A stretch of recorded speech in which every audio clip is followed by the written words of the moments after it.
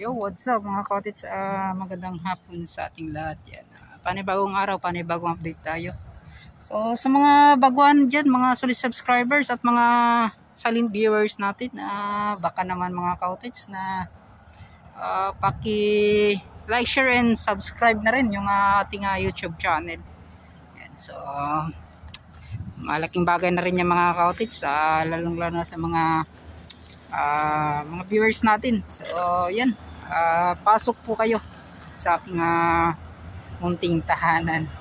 So yung mga cottage, nakita ninyo ano po yung meron dito. So andito tayo sa may Olas Talomo Road, yan mga cottage, hanggang sa may Turil. Yan. In-update naman natin mga cottage itong gagawing skyway, itong viaduct. Yan, viaduct flyover na andito na po yan mga cottage, so sa kabila. So hanggang Coastal Road na po yan. Titingnan natin maya maya pagkatapos dito mga cottage. So unahin muna natin dito banda. Yan, sobrang init ng panahon. Okay na rin yung ganito kasi kapag ulan mahirapan din tayo sa pag-update.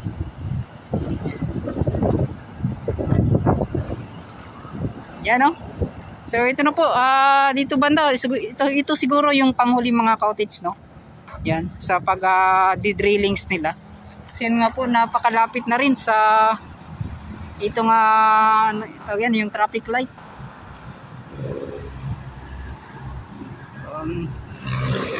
Yun, tuloy tayo dito.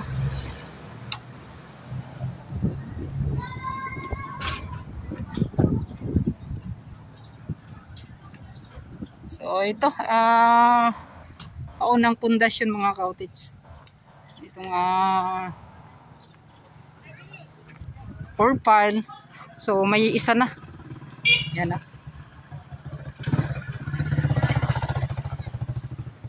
So dito tayo sa unahan. Then dito pansinin niyo mga cottage,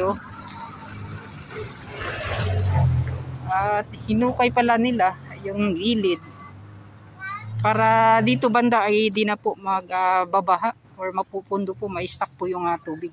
So mas pinalikihan po nila yung daanan po ng tubig kanal dito mga cottage, hanggang doon sa unahan. So goods na goods talaga. Kasi nga po, isa rin sa mga dahilan nagbabaha po dito kapag umulan.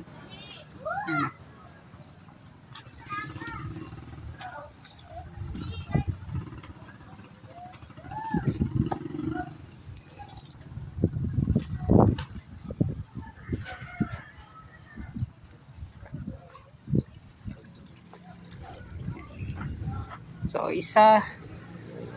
Yan. So pangalawa ta dito mga cottage. So yan o. Siguro hindi ko na lang bibilangin. Yan nga po, titingnan na lang natin ano na yung mga natapos nila.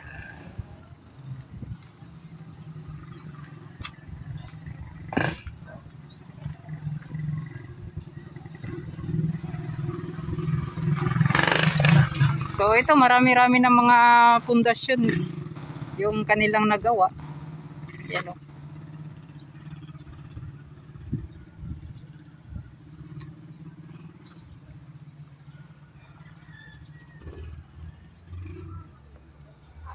So malapit na talaga. At di natin alam kung kailan ito matatapos. Yan. Hintayin na lang natin hanggang sa magdugtong doon sa ginagawang Davao Coastal Road.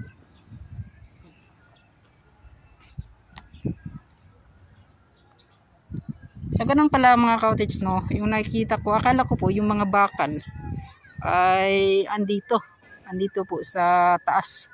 So parang hindi ata, no? Kanila atang binaon yung steel bar cage ng malalim.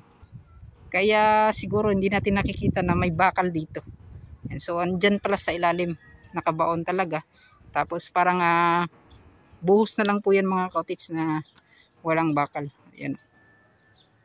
So para yung nakita ganin niyo sa mga cottage yung kanilang pagbaon na parang may pa-square na nilagay pa para mas makabaon talaga yung itong steel bar cage pa. Yan.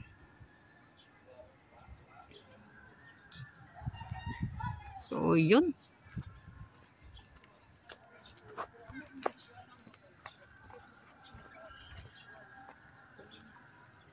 So tuloy tayo sa unahan.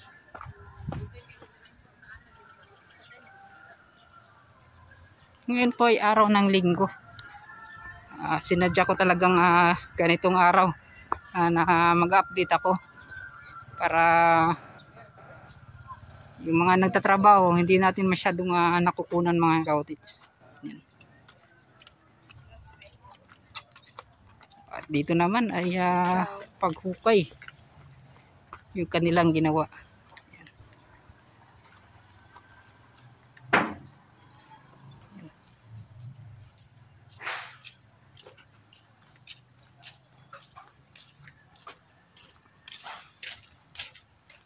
At so ito na update na natin mga cottage. Yan. Pinagtatanggal na pala yung mga scaffolding. Yan.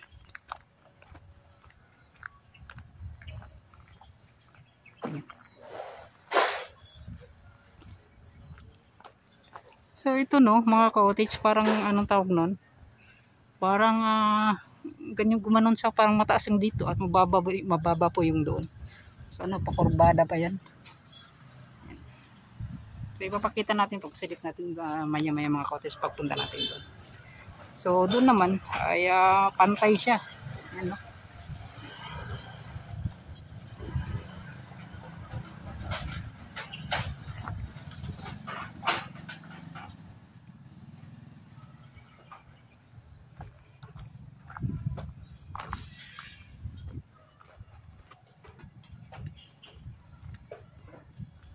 Yan mga cottage, so pantay, di ba?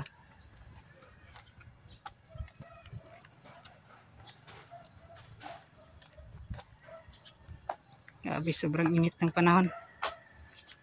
No? No? Parang tumabingi ba yung mga cottage? Sa tingin niya or sa kanyang design talaga or align sa paggawa nitong tawag yan, sa paggawa ng mga poste, itong coping. Yan no. So, yun. Sana okay lang po yung mga align po ng pagkagawa niya mga cottage. So, ito na. At yung mga scaffolding kompleto na. Yung hulmaan na lang po ng tawag niyan para sa coping, yung kulang. Tapos bubuhusan. Okay, boss, ay nga po. Ay, nag-vlog ko. Yan, shoutout. Nagtrabaho mo, Dre? Dili. Wala, Day. Masayro yan.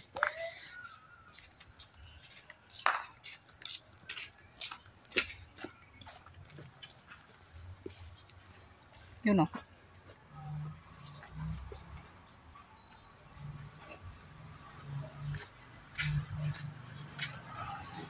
At so, yan.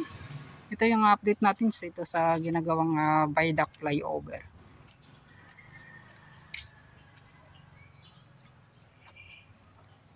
Pero curious talaga ako dun sa kabilang mga cottage. Yan. Yan no.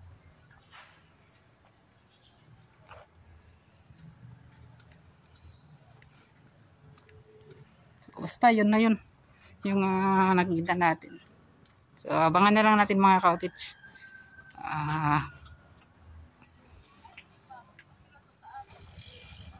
Okay. So dito naman. Pundasyon.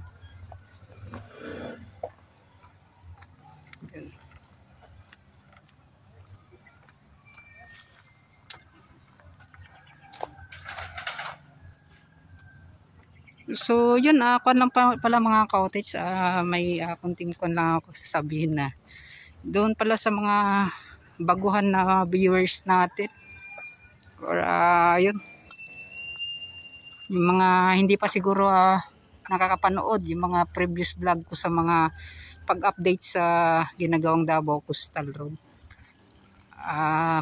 Yun, lahat po yan ay paliwanag ko kung saan po banda, kung anong proyekto to. Yan, ay paliwanag ko po yan. So tingnan lang po ninyo sa mga previous vlog ko.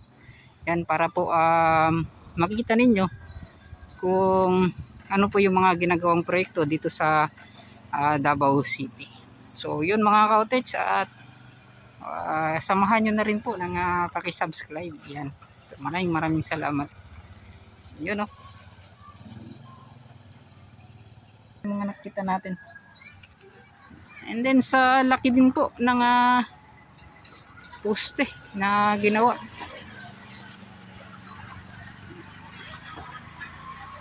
Sobrang tibay din ito mga ka-outage.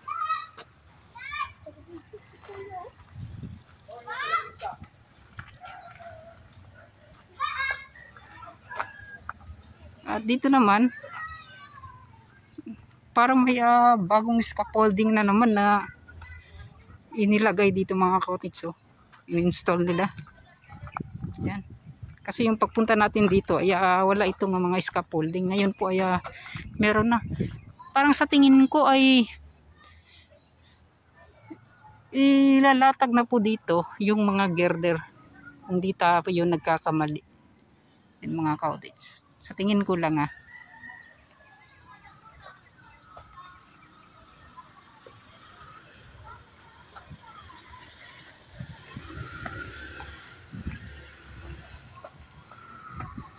Yun o.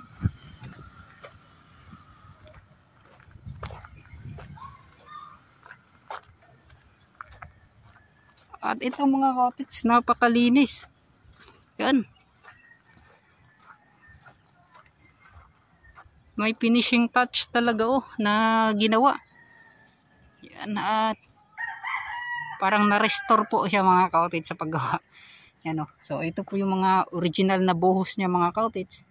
Yung kulay. So ganito na po. Yung finishing niya o. Tapos lalagyan pa yan ng kulay puti na pintura. So mas lalong gaganda to mga ka-outage. Yan o. So napakaganda, napakakinis po ng pagkagawa yan no. So di ko alam kung ano yung inilagay dito, kung pure cement ba. Yan no. Napakakinis.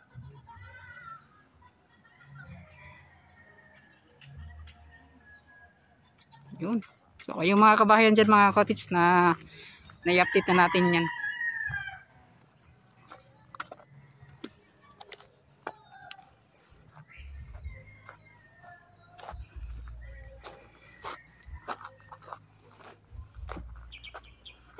So ito po yung pinakaunang poste dito. So maliban dito sa abutment.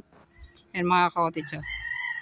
So paki-comment down below mga ka-outage kung iba po yung bilang ng itong mga pier sa abutment. So kung magbibilang ka ba ng ito, so dyan ka po ba unang magbibilang ayun tangan magka-count bago dito. So yung mga ka-outage, paki-comment down below na lang po. Yan. Kung paano po nila binibilang, kung saan ka po sisimula, kung dito ba o doon. Yan. So paki-comment down below tayo mga ka-outage. Yun. So ito na nga, at nakita na niyo mga ka-outage yung mga pagbabago. Ayan. So alam naman natin na hindi po bihira, hindi po biro yung paggawa ng ganitong uri po ng proyekto na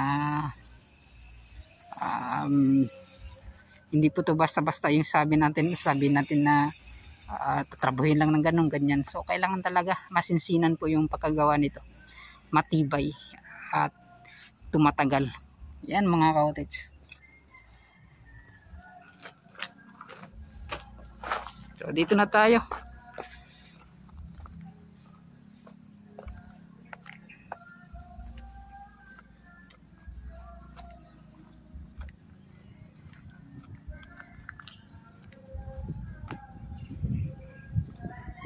Yung mga ka-outage, so naipakita natin dati yung mga girder na yan. Dito may mga paghukay siguro na ginagawa, oh. Napakadaming ang tawag nito. Yung mga lupa nandito. So saan kaya ito galing? So yun mga kaotits, at pagpatuloy natin yan dito banda sa ginagawang tawag nito, yung viaduct flyover. So ito, at naipasilip na natin yan dati mga kaotits, itong kanilang inilagay na mga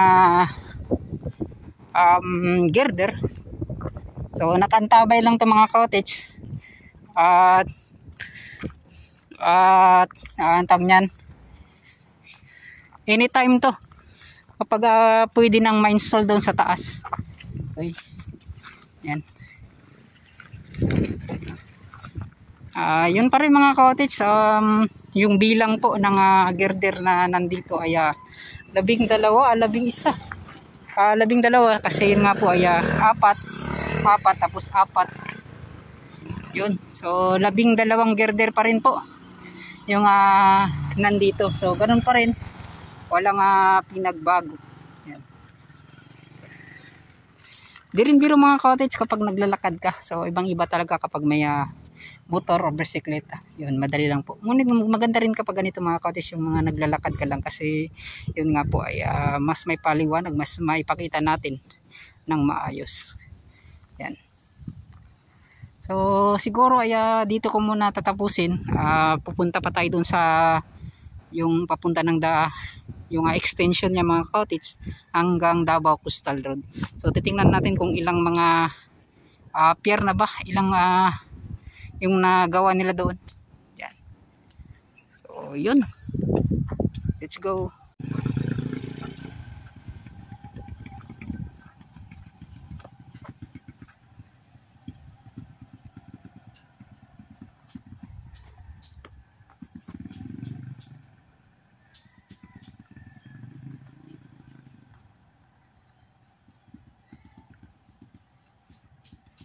So yung mga cottage, at baba tayo. Yan, so naipasilip natin doon sa taas. So ganun pa rin, 12 girder po na nailagay nila.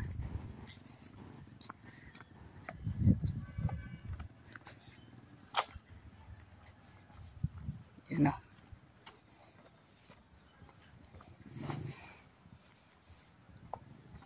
So baka mga December mga cottage,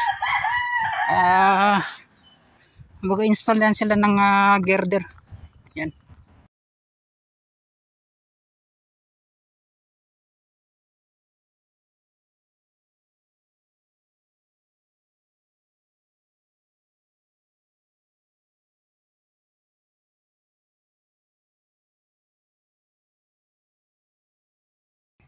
Yan.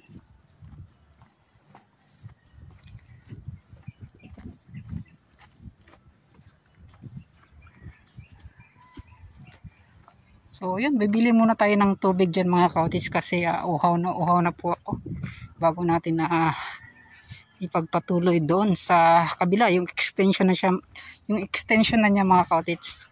So yun, bibili tayo dyan. So yun mga cottage, nakabili na rin tayo ng tubig na pure Wilkins. Yan, Wilkins, sana naman ikaw na naman yung bili natin. So dati yung mga bili natin is Nature's, yun po ay Wilkins.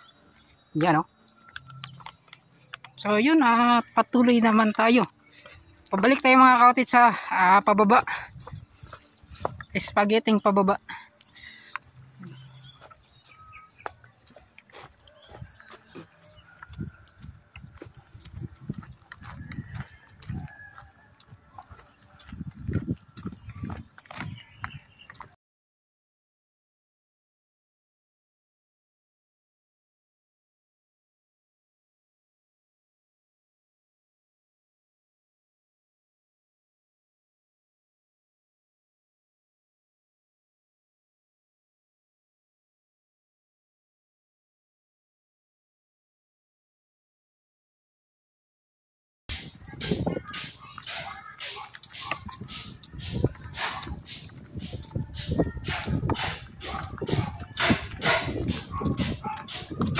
walang nagtatrabaho kasi nga po araw ng linggo.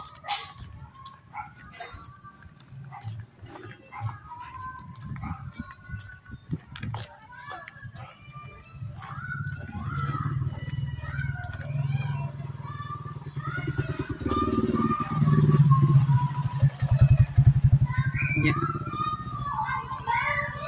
So yun, takits tayo doon sa unahan.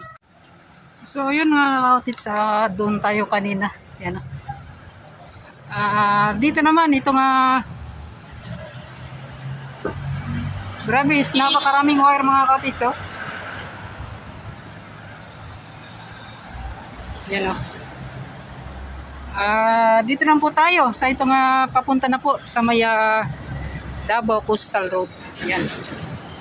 Dito banda. Yan oh. So, itong pundasyon na kanilang ginawa. Yan, no? So, hanggang doon sa unahan mga ka-outfits. May mga na talaga. Yung paggawa na sa pundasyon. And so, hanggang doon na yan sa unahan mga ka-outfits yung kanilang ginagawa. So, maganda sana kung may mga nagtatrabaho din para makahingi tayo ng permiso. Yan.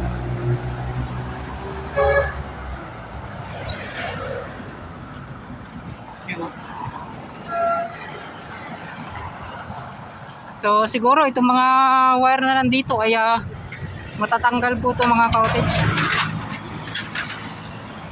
Yan. So steel barkage na nandito na napakarami po.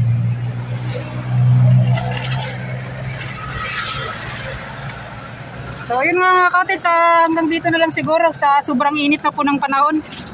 So ito na po yung update natin sa ginagawang Skyway, itong Aulas Viaduct Flyover na dito po sa Aulas at hanggang dito sa itong Talomo proper mga ka-outfits. Yan. So magdugtong po yan sa ginagawang Davao Coastal Road. Yan. So maraming salamat at hanggang dito na lang. Magpapaalam na po ako mga ka-outfits. Bye bye na.